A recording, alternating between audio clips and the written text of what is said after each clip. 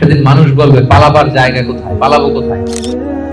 পাহাড়গুলো তুলার মতো বিক্ষিপ্ত পতঙ্গের মতো নিক্ষিপ্ত হতে থাকবে, ছুটতে থাকবে। এমন এমন সময় হুট করে হবে, কেউ থাকবে বাজারে, কেউ মাঠে, কেউ ঘাটে, কেউ অফিসে, কেউ রান্নাঘরে, কেউ ওয়াশরুমে, কেউ স্কুলে, কেউ কলেজে, কেউ বিজনেস মিটিং এ।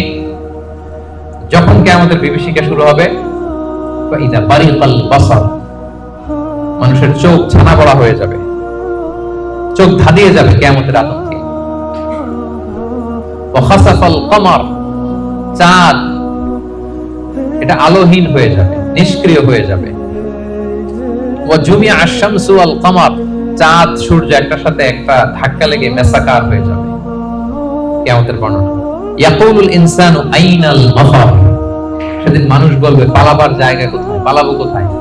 আইনাল মাফার, সেদিন পালানোর কোনো জায়গা আছে বলেন তো?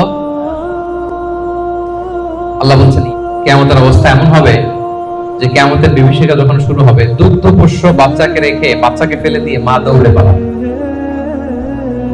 ব্রেস্ট ফিডিং মাদার যারা আছে, মানে যেই মা বাচ্চাকে দুধ খাওয়ায়, দেখবেন যে ওই বাচ্চাকে চোখের আড়াল করতে চায় না, কাছে কাছে রাখে না।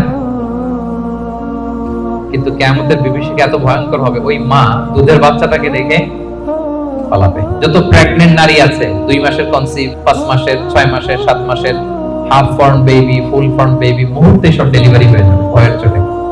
মানুষগুলো পাগলের মতো দৌড়াবে, পাহাড়গুলো তুলার মতো বিক্ষিপ্ত পতঙ্গের মতো নিক্ষিপ্ত হতে থাকবে, ছুটতে থাকবে। মানুষরা বলবে আইনাল মাফার, কই পালাবো?